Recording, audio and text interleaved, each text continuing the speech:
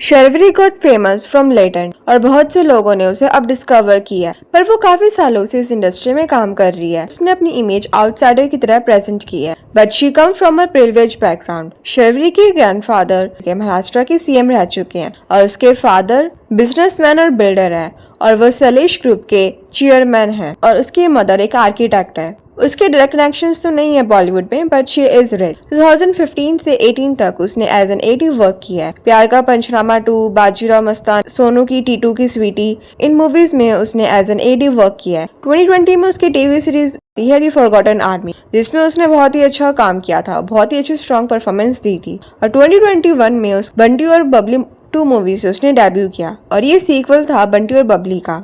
और ये मूवी वायरफ के अंडर में रिलीज हुई थी और ये बॉलीवुड में सबसे बड़ा प्रोडक्शन हाउस है। इसके अंडर में लॉन्च होना is a very big thing और वायरफ हमेशा अपने आर्टिस्ट के साथ 3 मूवीज कॉन्ट्रैक्ट साइन करवाता है और यही शर्वरी के साथ हुआ। पर कई बार ये कॉन्ट्रैक्ट आर्टिस्ट के लिए बैकफायर कर जाता है और वो किसी और प्रोडक्शन हाउस में नहीं काम कर सकते जब तक उनका ये कॉन्ट्रैक्ट खत्म ना हो जाए। बहुत बार आर्टिस्ट का टाइम वेस्ट भी होता है। और फिर शर्वरी की सेकंड मूवी आती है महाराज। ये नेटफ्लिक्स पर रिलीज हुई थी और इस मूवी की रेटिंग 6.5 है आउट ऑफ 10 और इस फिल्म से जुनैद खान ने भी अपना डेब्यू किया था और इस फिल्म में उनकी एक्टिंग अच्छी थी। पर इसके बाद उनकी जो मूवीज आ रही है उससे ऑडियंस इरिटेट हो रही है और इस मूवी में शर्वरी की एक्टिंग बहुत इंप्रेसिव थी। एक पॉइंट के लिए भी उसकी एक्टिंग इरिटेटिंग नहीं लगी। और 2024 में ही उसकी 2 और मूवीज आती है। एक तो होती है मुंजिया जो सुपरहिट जाती है और दूसरी होती है वेदा विच वॉज फ्लॉप्ड। पर इस फिल्म में उसने अपनी एक्टिंग कैपेसिटी दिखाई, उसने अपनी स्किल्स को अच्छे से प्रेजेंट किया। और 2 साल बाद 2026 में उसकी 2 और मूवीज आ रही है। एक तो है मैं वापस आऊंगा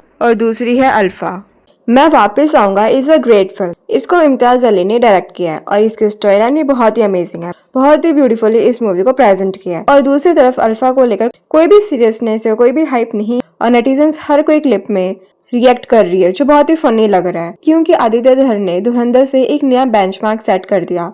वायरफ ने इसे मसाला एंटरटेनमेंट के रूप में प्रेजेंट किया। Audience want something different. और इस मूवी में आलिया को ज्यादा हाइप किया जा रहा है। आलिया के थ्रू ज्यादा मूवी को प्रमोट किया जा रहा है और शर्वरी के बारे में इतनी बातें नहीं हो रही, तो आलिया को ही ज्यादा नोटिस करेंगे और आलिया के अराउंड ही ज्यादा बातें होगी और आलिया पर ही ज्यादा रिएक्शन मिलेगा।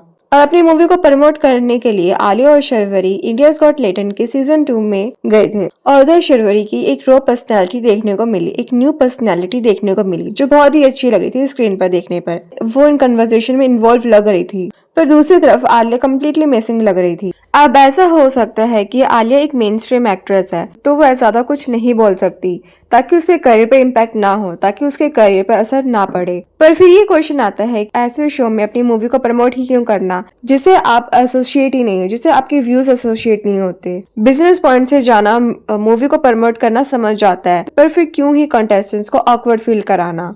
वो कोई सिचुएशन को सही से हैंडल नहीं कर पा रही थी। बट शर्वरी भी इस इंडस्ट्री में काम करती है और वो भी एक मेन स्ट्रीम एक्ट्रेस है और वो भी इंडस्ट्री में स्टेबल हो रही है और वो भी इंडस्ट्री में काम कर रही है, खुद को स्टेबल कर रही है। पर इसके बावजूद भी वो अलर्ट होकर नहीं बैठी। उसे पता है कि वो कौन से शो में गई है, किस तरीके का शो का फॉर्मेट है और उसने उसी तरीके से खुद को प्रेजेंट किया है और तभी उसको देखकर अच्छा लग रहा था। उसके वो पर्सनैलिटी देखने में अच्छी लग रही थी। शर्वरी को लेकर ये बोला जा रहा है कि उसका जो फैमिली बैकग्राउंड है वो बहुत ही स्ट्रॉन्ग है और वो पावरफुल फैमिली से आती है और तभी उसको बॉलीवुड में इजिली एक्सेस मिल गया क्योंकि उसने अपनी करियर के स्टार्टिंग डेज में ही संजय लीला भंसाली जैसे डायरेक्टर को असिस्ट किया। एंड वी ऑल नो कि वो कितने ही टैलेंटेड फिल्म मेकर है और उनके साथ काम करना कितनी बड़ी अपॉर्चुनिटी है। पर शर्वरी कहीं ना कहीं टैलेंटेड है। उसकी एक्टिंग इरिटेटिंग बिल्कुल नहीं है लाइक अदर नेपोज जो स्क्रीन पर देखने में बहुत ही ऑकवर्ड और बहुत ही इरिटेटिंग लगता है। उसने अपने फेस पर चेंजेस कराए हैं पर वो जो चेंज है वो बहुत ही सटल चेंजेस है, ज्यादा एविडेंट नहीं है और नहीं उसने खुद को ओवर एक्सपोज किया है और वो सिर्फ अपना काम करती है। और अब ऑडियंस को भी समझ आ गया है कि बैकग्राउंड चाहे कैसा भी हो,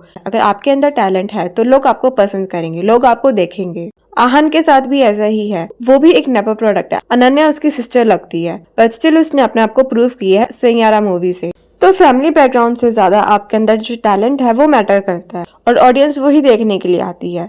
दूसरी तरफ जो नेपोज है वो ओवर एक्सपोज कर हर जगह अपनी स्ट्रॉन्ग प्यार कराते हैं जिससे ऑडियंस बहुत ज्यादा इरिटेट हो जाती है। इसलिए शर्वरी को हेट नहीं मिल रहा ऑडियंस से, जबकि यह जो अदर नेपोज है उनको हेट मिल रहा है और इन्होंने जो चेंजेस कराए हैं अपने फेस पर उससे वो और ज्यादा इरिटेटिंग लगते हैं। अपना वो कडाशियंस की तरह प्रेजेंट किया हुआ है। अगर हम शर्वरी के करियर की बात करें तो उसकी हर 2-3 साल बाद मूवीज आ रही है। उसकी फिल्मोग्राफी को ऑब्जर्व करें तो दिख रहा है कि उसके 2-3 साल बाद ही मूवीज आ रही है। और इतने टाइम बाद अगर कोई मूवी आ रही है तो ऑडियंस भूल जाती है उनकी मूवीज को।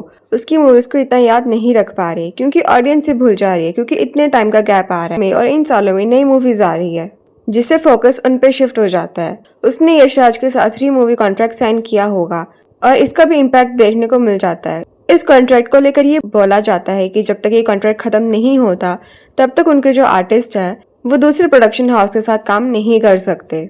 पर शर्वरी ने मैडॉक फिल्म्स और इम्तियाज अली के साथ काम किया है। वानी कपूर ने 2013 में यश राज के साथ डेब्यू किया था शुद्ध देसी रोमांस मूवी से, और तब उसने भी 3 मूवी कॉन्ट्रैक्ट साइन किया होगा क्योंकि उसके 2-3 साल बाद यश राज के साथ मूवी आ रही थी which affect her career.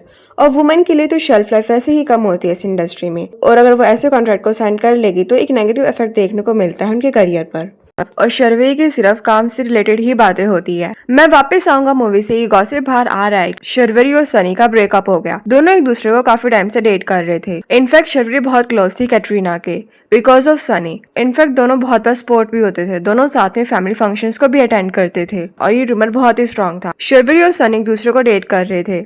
In fact दोनों को एक दूसरे के नाम से टीज भी किया जाता है, और अगर इंडस्ट्री में कोई एक दूसरे को टीज कर रहा है इसका मतलब ये है कि वो रूमर सच ही होगा। इनफैक्ट शर्वरी बहुत ही क्लोज थी सनी के फैमिली की, और कैटरीना और विकी शर्वरी को हर साल बर्थडे विश वगैरह भी करते थे। शर्वरी हर बार उनके फैमिली फंक्शन में स्पॉट होती थी। दोनों साथ में फैमिली फंक्शंस को अटेंड करते थे और इनका रिलेशन 2020 की फिल्म दी फॉरगॉटन आर्मी से शुरू हुआ था। 6 साल का रिलेशन था, पर अब ये रूमर आ रहा है कि दोनों का ब्रेकअप हो गया। 6 साल का रिलेशन एंड हो गया। शर्वरी का करियर ग्रोथ ही रीजन बताया जा रहा है, और सन्नी के कंपेयर में शर्वरी की मूवीज अच्छा कर रही है। मैं वापस आऊंगा मूवी में उसने अच्छी परफॉर्मेंस दी है और उसको हर जगह से प्रेज कर रहे हैं और उसको हर जगह से तारीफें मिल रही है, और अल्फा में उसका एक स्ट्रॉन्ग लीड परफॉर्मेंस है। और दूसरी तरफ सनी की लास्ट मूवी 2024 में रिलीज हुई थी फिर आई हसीना दिलरुबा, और अब तक 2 साल में उसकी कोई मूवी नहीं आई। उसकी एक मूवी आ रही है। और ब्रेकअप रूमर इसलिए आ रहे हैं क्योंकि जहां पर सनी हर चीज के लिए शर्वरी को प्रेज करता था, ओपनली तारीफें वगैरह करता था, उसने इस बार शर्वरी पर कोई रिएक्ट नहीं किया। जब अल्फा मूवी का टीजर रिलीज हुआ था तब पूरे बॉलीवुड ने अल्फा के टीजर पर रिएक्ट किया था, पर सनी ने कुछ भी रिएक्ट नहीं किया। और हर साल शर्वरी को वो विश करता था। 14 जून को उसका बर्थडे आता है, पर this year he didn't wish to her. और इन सब हिंट से पता लग रहा है कि दोनों का ब्रेकअप हो गया। और ये रूमर भी बाहर आ रहा है कि शर्वरी और वेदांत का अफेयर चल रहा है। दोनों एक दूसरे को सीक्रेटली डेट कर रहे हैं और दोनों का रिलेशन मैं वापस आऊंगा मूवी से शुरू हुआ है। मे बी ये हो सकता है कि मार्केटिंग स्ट्रेटेजी हो टू प्रमोट देयर फिल्म, क्योंकि पहले भी ऐसा बहुत बार हुआ है कि बॉलीवुड वाले अपनी फिल्म को प्रमोट करने के लिए ऐसे चीप टैक्टिक्स यूज करते हैं। बाकी आपको शर्वरी के करियर के बारे में क्या लगता है कमेंट करके जरूर बताना। अगर वीडियो पसंद आई हो तो लाइक और शेयर करना। प्लीज हमारे चैनल को सब्सक्राइब जरूर से करना।